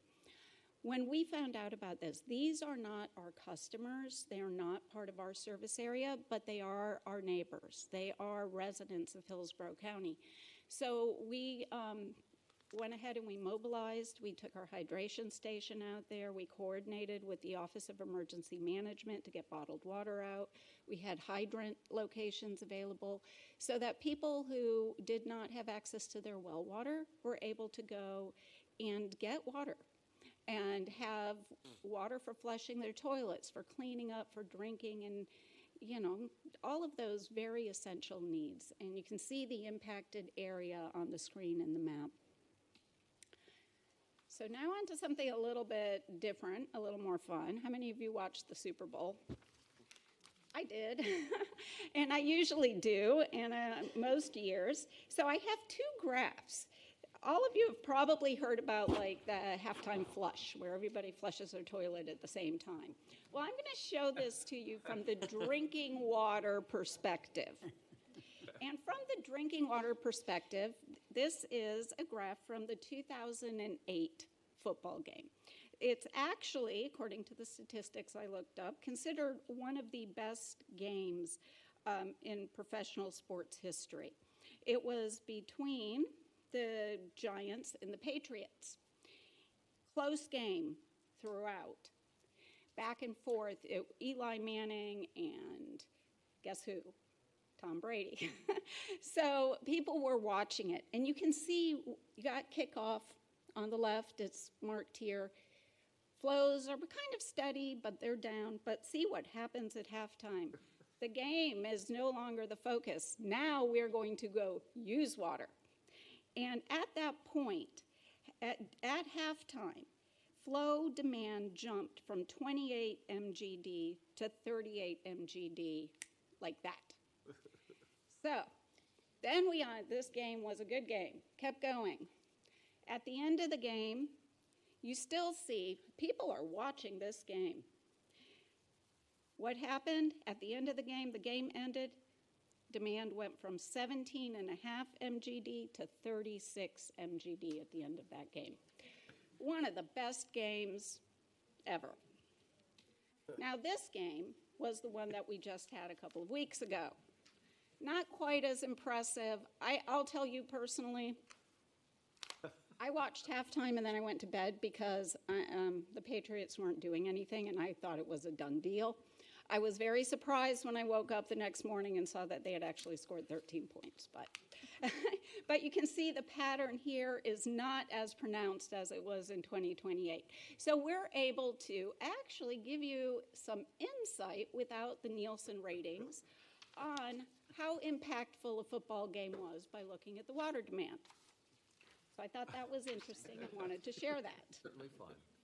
And then into a completely different topic. We've got Florida Friendly Landscape Incentive Program, talking about the drought here.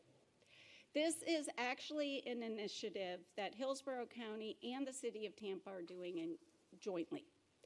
And as part of this, our goal is to reduce outdoor irrigation. We're encouraging people to convert from turf grass, which all of us know uses a lot of water, to Florida-friendly landscaping. And as part of this, homeowners would be eligible for a rebate on changing out turf grass to Florida-friendly. In order to do it, we are coordinating with IFAS, and there are a series of 3 workshops: micro irrigation and site selection, landscape design basics, and plant selection and soil preparation that will be available. Once you complete those workshops, you make the switch out, you can be eligible for the rebate. A lot more information is available at the link. That's a live link. It'll take you to our site that provides the information.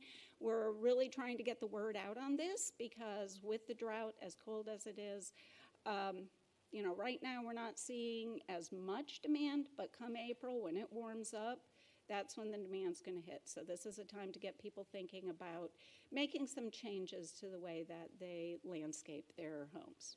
So with that, thank you very much. I appreciate your attention, and hopefully next year we have a better football game. Where's the barbecue? The barbecue is held at our Brandon Support Operations Center, which is on 332 Falkenberg Road out in Brandon. So if you'd like, I can share a link of the information through Tampa Bay Water, and everybody is welcome to come. We do sell the tickets, and that's how we raise money. Maybe they'll let you be in the dunking booth. Yeah, they've already got the mayor of Newport Richey 3 times. Yes, Councilwoman. Thank you, and thank you for the presentation. So I'm just curious, for Hillsborough County, what do you think has been some of the challenges that you've had recently and some of your successes? So I think one of the big challenges that we continue to have really has to do with the cost of the projects and the funding availability, because what we have seen and continued to see, a lot of our projects were planned either pre-COVID or early COVID. Prices were a lot different.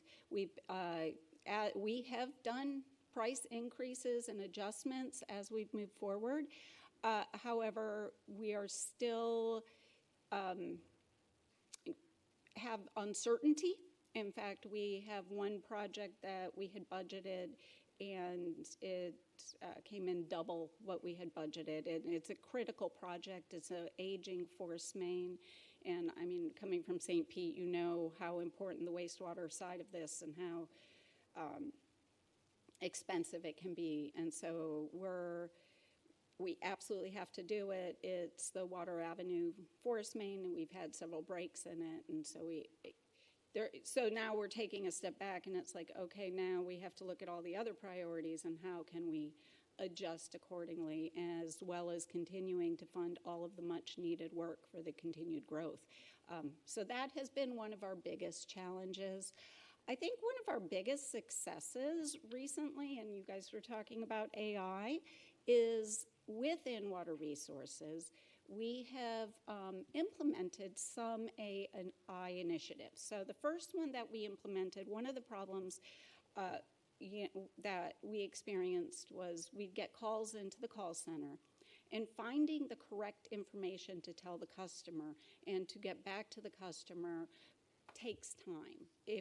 So we implemented an AI bot that's internal for our call center people to be able to quickly, it's an internal AI, only looking at our information, our data. We update it regularly, we double check it, but that way they can quickly check it. So it helps teach our customer service representatives as well as quickly provide the information to our customers. That's been one.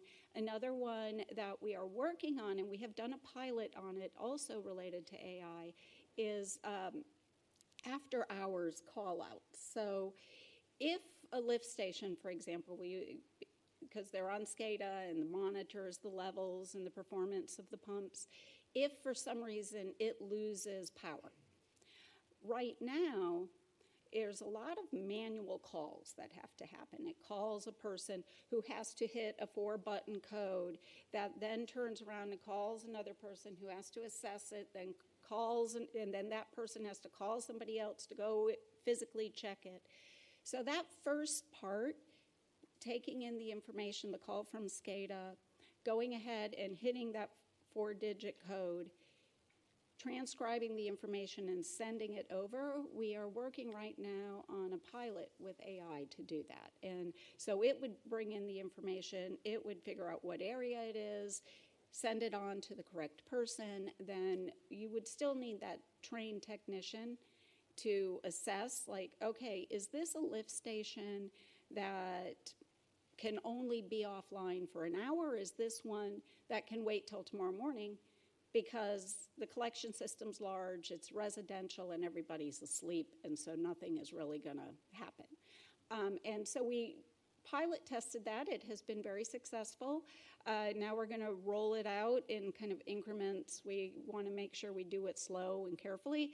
That was one of the comments somebody made about you don't want to just, you want to make sure you're taking those baby steps and making sure it's working before you roll it out completely. So we're working on that. And another one we would like to be able to do is a chatbot on the website. But our website is not just ours, it is the county's website. And so that does require coordination across different departments within the county. Great. Well, it looks like you are using AI in a good way, especially when it comes to customer service, because I know that's when you get all the calls where people are upset on their utility bills and all that. So that's, I'm sure the representatives are very appreciative of that. In terms of the cost pressures, I mean, that's something that we're all dealing with our utility systems. You have certain rate structures already in place, and obviously the cost of projects has skyrocketed. So you're not the only one, and obviously you know that you're not alone. Well, thank you, and thank you, Chair. Thank you. Well, thank you very much. Thank you. We are going to move on now, excuse me, to item D2, reports of certified public accountants regarding financial statements for the year ended September 30th, 2025, and this will be presented by representatives from Malden and Jenkins. Good morning. Good morning, Mr. Chairman, and thank you all for having me. I'm Garrett Marlowe. I'm a senior manager with Malden and Jenkins. And I just wanted to thank you all for putting up with your second audit presentation of the morning. I know one's usually everybody's limit. So we're kind of going to go through who is M&J, who are your auditors, and then we'll go into why you contract with our firm, and that's to opine on the financial statements as well as our required communications to governance. And then we'll end with any recommendations or related matters that we had and some statistical schedules where we kind of highlight some of the main points of Tampa Bay Water throughout the year. So first, who is M&J? We're a large regional firm throughout the Southeast, and we're nationally recognized as a top 100 firm by IPA in Accounting Today. And we've served over 750 governments throughout the Southeast, including 70 standalone, such as Tampa Bay Water. And we have over 180 clients that do receive GFOA, Certificate of Achievement in Financial Reporting, that Tampa Bay Water will apply for as well for this year. And then we do have 43 partners, directors, and managers, such as myself, to reference the breadth of knowledge that we need in case there are any unique situations that arise for Tampa Bay Water. And then lastly, we are dedicated to the profession, and we do teach at various national and state conferences, as well as offer CPE that I'll reference later in this presentation for your staff. And then to give an overview of our audit opinion, to begin with, management is responsible for the preparation and fair presentation of the financial statements. And then we have issued an unmodified opinion, which is the highest form of assurance that we can render on these financial statements. And we did perform the audit of the financial statements in accordance with auditing standards generally accepted in the United States and government auditing standards issued by the Comptroller General of the United States. And then these financial statements are considered to present fairly in all material respects the financial position and results of operations of the agency for the year ended September 30th, 2025. And then to move on to our required communications. So this is kind of just going to highlight some of the items that you'll see in our AD&A that we have given out. And so to begin, the accounting policies, management judgments, estimates, and financial statement disclosures are the responsibility of management. We did not encounter any significant difficulties with management or the finance team. Christina and Sandra and the rest of the finance team were awesome. They got us everything we needed in a timely manner to complete the audit. And then there were no proposed adjustments, no uncorrected misstatements or disagreements. And then there were also no federal or state single audits in the current year. and the federal threshold for FY25 did increase to $1 million for single audits on future projects. The state still $750,000. And then GASB 101 was implemented in the current year. This relates to compensated absences. So there, you will see a restatement of beginning net position, roughly around $500,000 that the Tampa Bay Water did incur this year. And then there are future pronouncements, but nothing that we see making a major change to the financial statements in the coming years. And then we did receive a management representation letter at the end of the audit, and we are independent with respects to Tampa Bay Water. And then go into any recommendations or other matters. From a financial statement, there were no audit findings or current year recommendations that we have. And then our AD&A does contain kind of more in-depth detail of these upcoming GASB statements for future years. And we do offer free quarterly CPE for the finance employees that will kind of cover what are the kind of the major changes for these new pronouncements that come through over the next couple of years. And then to highlight some of the stats towards the back of the ACFR. So one of the kind of major ones that we like to show is kind of the water sales compared to total revenues. And you will see that both water sales and total revenues did increase. Kind of the biggest jump this year would be the investment income jumped up, as well as the litigation recoveries due to the PFAS settlements. And then the operating expense analysis, you'll see as well the operating expenses did increase this year, obviously with the increased projects and all that kind of capital planning moving forward. And then the water revenues by member, the largest change obviously correlating to the growth from Hillsborough County. And then the water rate did increase in 2025, and this was enough to cover the increase in expenses in the current year and led to an increase in deposition of around $62 million. And then lastly, the total debt and capital assets. This kind of, you'll see the debt increase this year with the 2024 A, B, and C issuances, as well as the 2025 debt issuance. And then obviously with the increase coverage in population in the area, we do like the increased rate increases that kind of correlate for those increased future capital projects. Any questions? Questions? Just a couple. Okay, thank you. Oh, yes, Commissioner Eggers. Mr. Eggers? Yeah, thank you. Appreciate it. Let me find my note here. I noticed that the rate, the pages that you had that described the rates or the changes seemed like the one that had the operating expense analysis. It just jumped out at me, and then I looked at the numbers, and it seemed to be more in line. So I think it was I saw the link in the 2025, orange. Yeah, the Excel link. I noticed that when I was. Yeah, it was like, yesterday. wow, what a drop. And then when you look at the numbers, it was so that was the numbers are accurate. Yes, the numbers are accurate. I apologize on that. No problem. And it seemed like, again, one of the things that we tried to do from 21 and 22 on the rate per 1,000 gallons it was flat. So we were trying to do a lot through efficiencies. We've gotten reports that the team's doing a great job at being pretty lean. So we've started to increase, our rates but I mean, this seems dramatic by your graph, but it looks like from 24 to 20, it's about a 1%. Yeah. When you look into it from a year-by-year change, it's not that large of a change. But I do think it's been a change that we've consciously made to try to keep up with some of the capital investments that we have. Then the last comment I'd ask just on the total debt and capital assets page, where it shows our debt more a higher percentage, or I guess a higher number as compared to our capital assets in total. So that relates to pretty normal for some intergenerational kind of investments, or yes. And I think Christine, if you want to speak for the 2025 debt kind of issued at year end related to future capital projects. So the chart shows like Garrett said, the addition of the 2024 A bonds, largely the addition of the 24 A's, which was the almost $500,000 that we took out to help with the pipeline.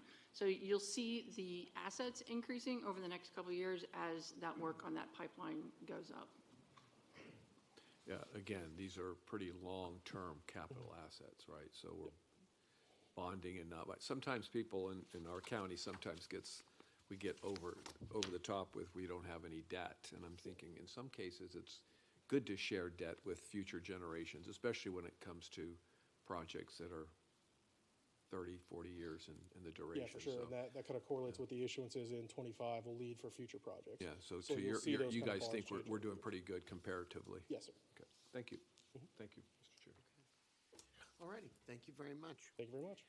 We are going to move on now to item number D3, which is our water quality update. Good morning. Good morning, Mr. Chairman, members of the board. Today's water quality update will review the regional water quality study recommendations presented last month and introduce the capital improvement program cost estimates for these recommendations, which we reviewed with member utility directors and others last month at a workshop meeting. Today's presentation is for information only, and no board action will be requested today.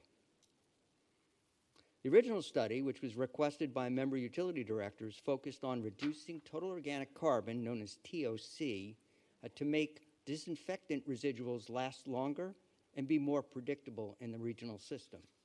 The updated study examined PFAS in the regional water supply, which became a federal compliance requirement after the original TOC study was completed.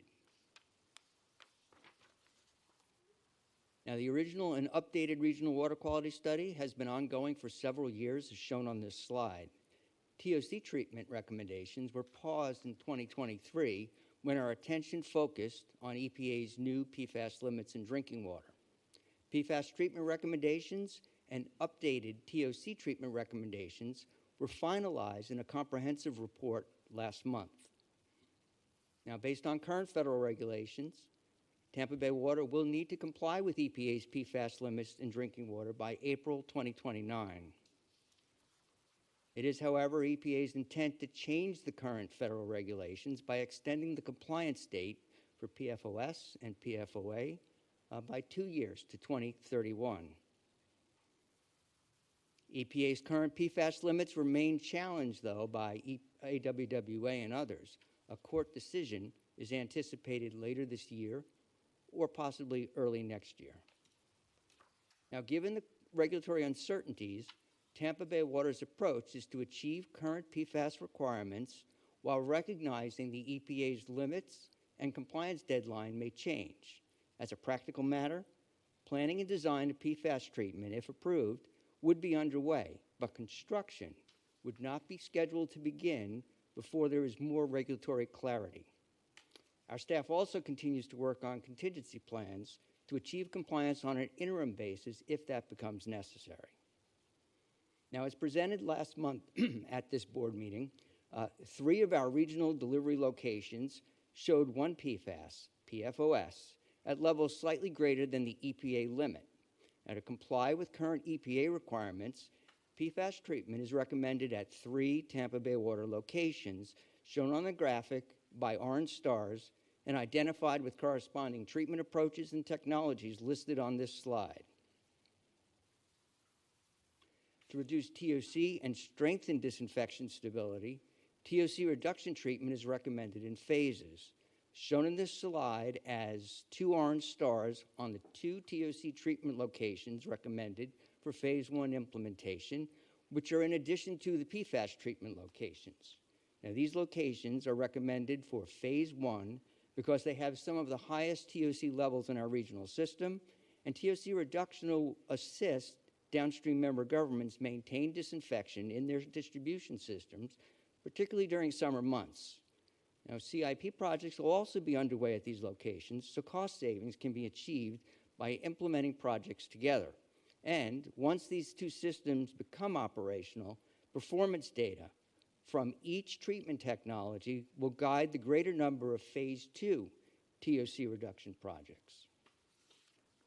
Shown on this slide are the recommended Phase 2 TOC treatment locations. You'll note that each of the listed treatment locations use Phase 1 technologies. In this way, we'll learn from the Phase 1 performance data how to improve on the earlier designs. Now, this slide identifies the Phase 1 treatment locations, their technologies, and the CIP-based costs. Phase 1 PFAS reduction to comply with current EPA drinking water requirements, with the limits, I should say, is nearly $190 million in capital costs, with O&M at about $3 million per year. Phase 1 TOC reduction at 2 locations, again, those are the ones that have the highest regional TOC concentrations, is approximately $50 million in capital costs, with O&M at about $4 million per year. And again, that's to enhance disinfection.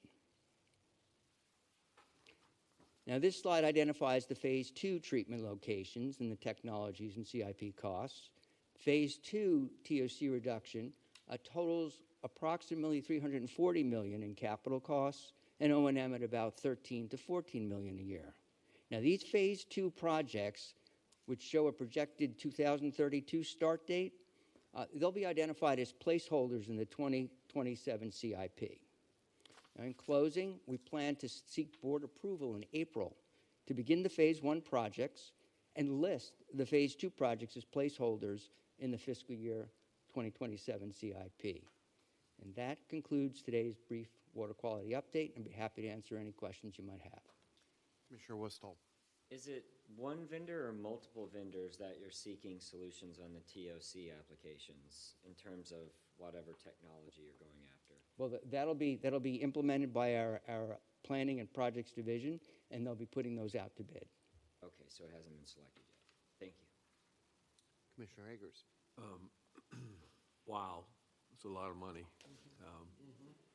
So just the O&M that's the O&M column, that's just for the implementation of the capital, or is this going to be additional O&M ongoing for that work? It would be the latter. It would be the ongoing operation and maintenance costs after everything's been constructed and put in place. How many people are we talking about adding for those particular improvements, or is it more ongoing? Utility costs, or what would it be? Well, I mean, electrical and that kind of. Yeah, I mean, it's chemicals, it's electrical, it's energy, it's all those types of things. In terms of your other question about the numbers of people, this has been not fleshed out to that level of detail as to how many people would be in-house versus outside contractors. This would be an operating cost as a whole. But it would be for personnel related. That would be included in it would probably be a combination of looking outside and using outside contractor services as well as in-house. But that's something that'll get fleshed out and brought to the board in the future. But the estimate of that is in here already? Yes, it is. Mm-hmm. Thank you. You're welcome. Councilwoman. I'm just going to add a wow, because this is a lot of money.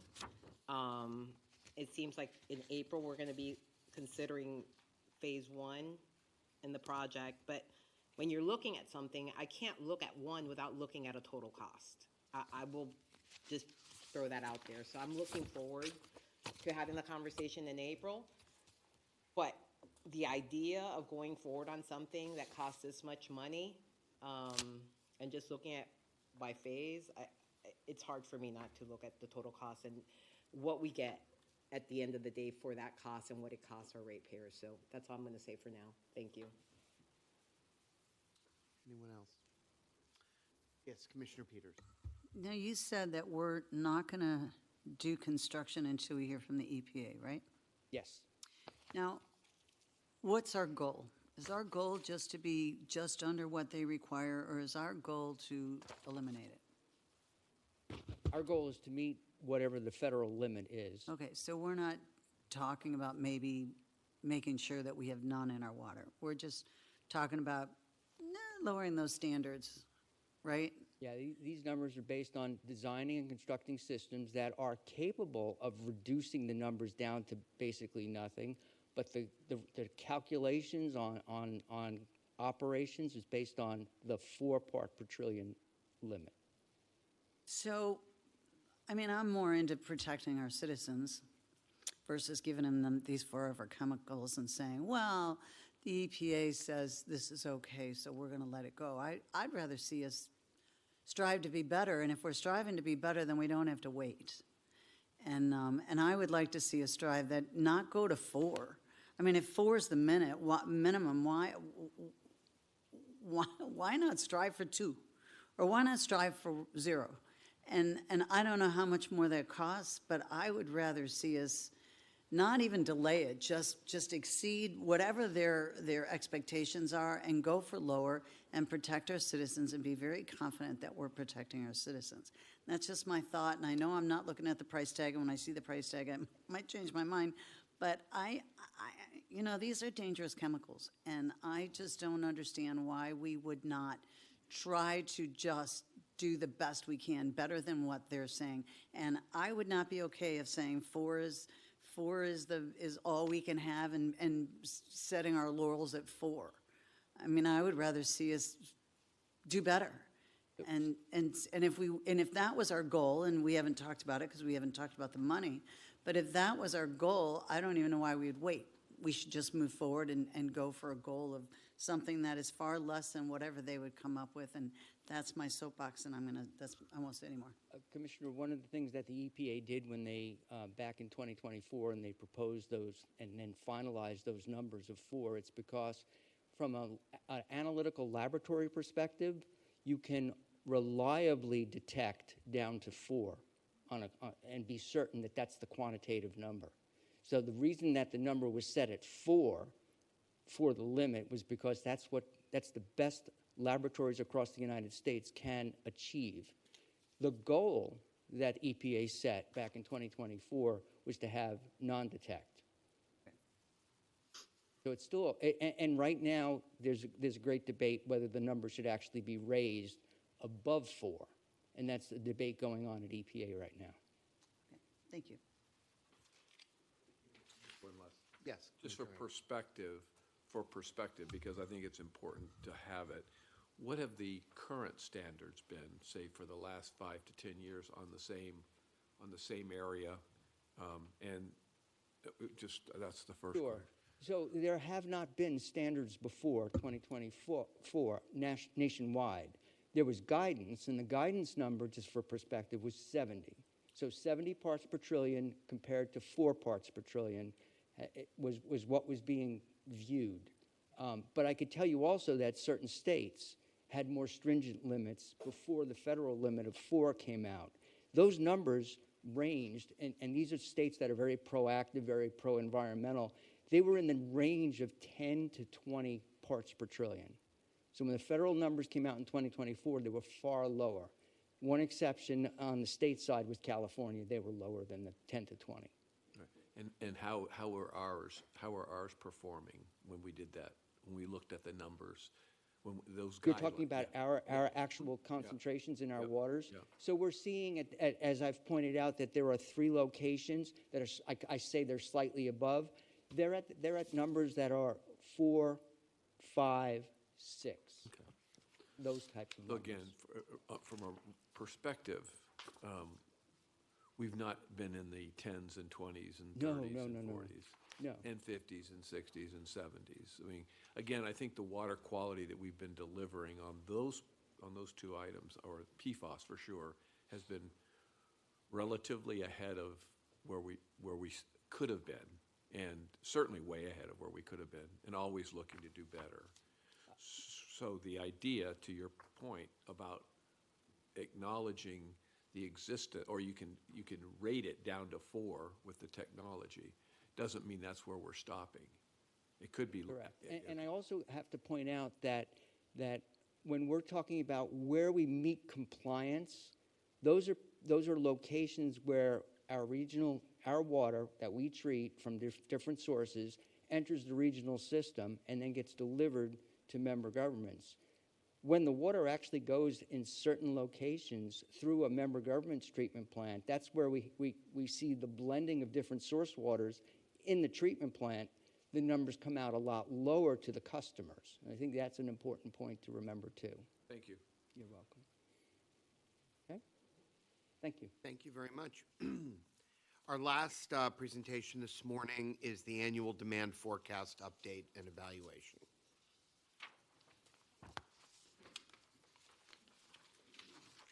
Good morning again, Mr. Chair, members of the board. I have a brief presentation for you this morning on our annual demand forecast, and given the hour, I won't go into a deep dive on the probabilistic forecasting methodology. but just show you the work that we've done and how we use this data. This is just for information, and there's no action requested today. We use updated annual demand forecast data in our annual budget cycle and to plan how we balance our water sources for the coming year. Putting it in our budget cycle for the next 5 to 6 years allows us to better manage impacts to the uniform rate. We use this long-term data in our master water plan to make sure that we develop that next water supply source or infrastructure on time before the demand arrives. It helps us look at the reliability of our regional system and also the uncertainty in the long-term forecast. And we do this annually to stay ahead of changes, make sure we deliver water supply. We look at the 7 water demand planning areas of the members. And this year we incorporated 2 changes. The expansion of the South Hillsborough service areas included, extending down towards to the Manatee County line. It's the medium green shading in South Hillsborough County. And we've incorporated this at existing zoning densities. We also included a change to the Pasco County water demand planning area that now covers most of the county, including all the way out to the eastern boundary. We do our forecast for 3 different sectors: single, family, multifamily, and non-residential, so we can understand the differences in those 3 use sectors. And our forecast that's reported to you goes out through the year 2045 to match our water planning cycle. Requires a tremendous amount of data for this annual update, and key to that is the billing data and other data we collect from each of you, property appraiser data, as well as individual account demand data. So that's essential for us. We also include population projections from Bieber and the Census Bureau and socioeconomic data from multiple sources.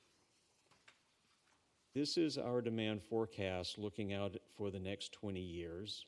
It goes through 2045, and this is what we use to look at what could the demands be so that we make sure that we're ready for them.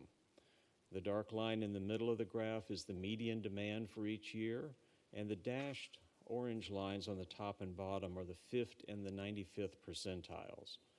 For each year, the further away you get from the median line, the less likely that demand will occur, but it's possible, so we have to consider it. Our demand for the year 2045 in this year's report increased a little over 9 million gallons a day compared to last year's report, and that reflects the growth in population and the demand that comes with it for our whole region. This is the information that we will work into the budget. This takes the prior graph and it subtracts any water that's self-supplied by some members. This is what Tampa Bay Water plans to deliver to each member government.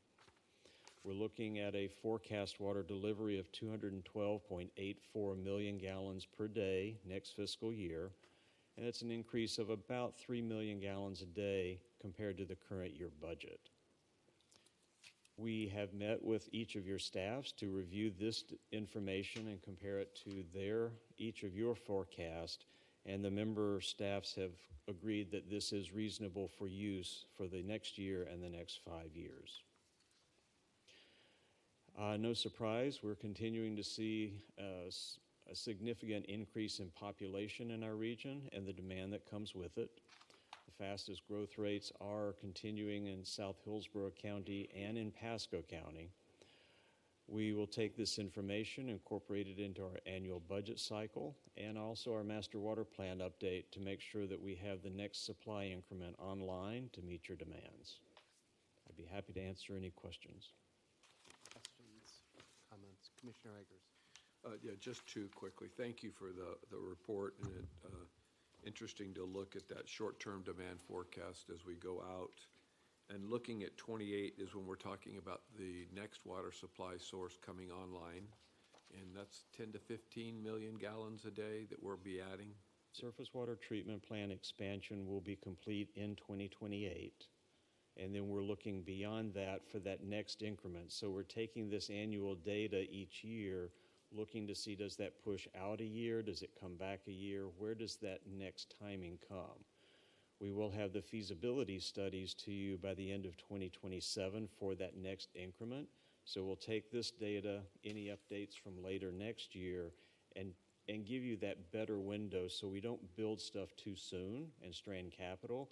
We also can't build it too late. We're trying to narrow that window. Right, okay. And then the 2033 project, there'll be we're looking at those now, but we're also looking, you've been doing a good job of accumulating some credits in certain areas that allow us to do more with what we have so that we're not having to maybe minimize the capital needed for 2033. Is that? That is correct. The more we can use our existing sources to increase our supply, that may push that window out in time.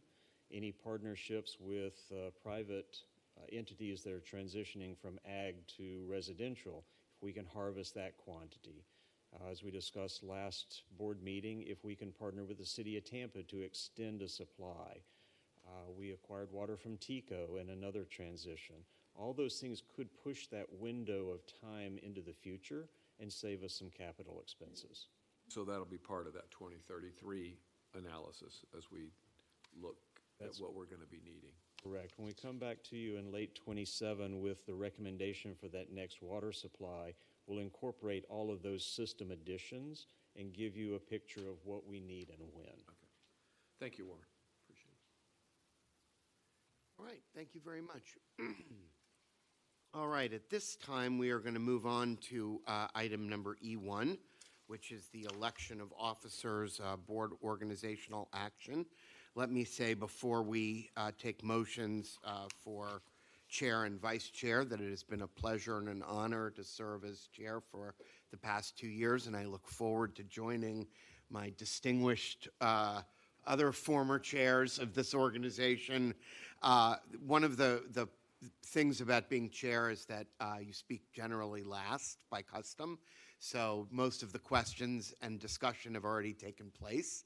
So I'm going to look forward to being able to be a more active participant in the future and handing over the gavel responsibilities to someone else. Good question. Yes. On the selection of chair and vice chair, could you talk to the traditional kind of approach? Thank you for asking that. So traditionally, we alternate between the three counties in terms of the leadership of the organization. The last chair was Commissioner Oakley, and before that was Commissioner Eggers.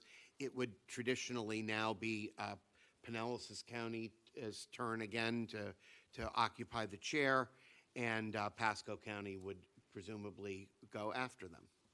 That's kind of and that's been the tradition, and also we have a 2-year limitation on the chair, so that would necessitate it being time for a change. So with that, I will also just announce that these elections will be effective at the conclusion of today's meeting. We are going to, once this is over, have a motion to receive and file and then adjourn to the back for our attorney-client session. So Mr. Chair. Yes. If I'm not mistaken, we used to do 1-year chairmanships until we had an issue with Tampa wanting to change the water, and our meetings were going very long. They were going till 2, 3 in the afternoon, and then so we decided then to change it to 2 years. Is that correct? It is, I always say 1-year term, but you can serve 2 years consecutively. So that's how we vote every year. Right. I thought, though, I did think that we weren't doing, I thought it was just singles, so maybe I misunderstood back then. Yeah, you will be approving for just 1 year, but generally, traditionally, they allow up to 2 years. Okay, thank you. Vote again every year. All right, at this time, we will entertain nominations for chair. Commissioner Oakley. I move to nominate Mrs. Hanowitz for chair. Okay. I'll second. The motion does not require a second, but thank you. And seeing no other nominations, the nominations are closed. Can we go ahead and have a vote to nominate Ms. Hanowitz for chair by acclamation? All those in favor, please say aye. Aye. Opposed? All right, congratulations. Thank you.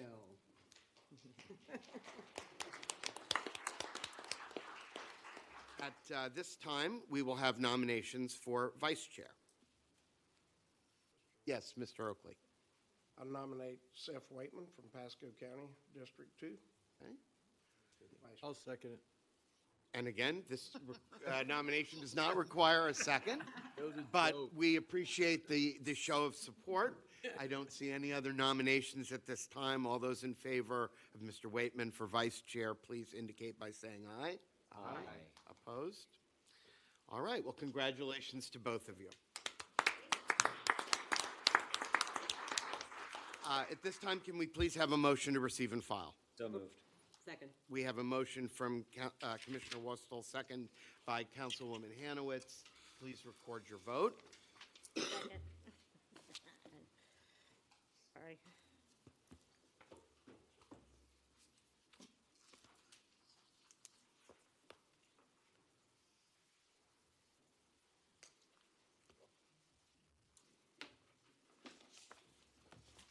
Motion carries unanimously.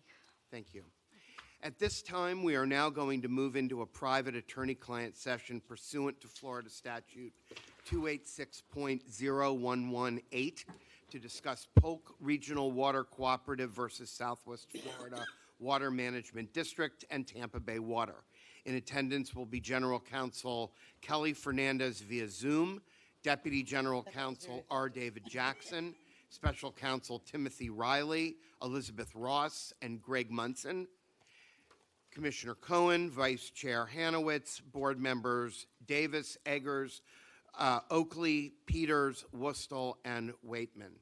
General Manager Charles Carden, and a certified court reporter. The expected duration is 60 minutes. We will come back afterwards to conclude the session.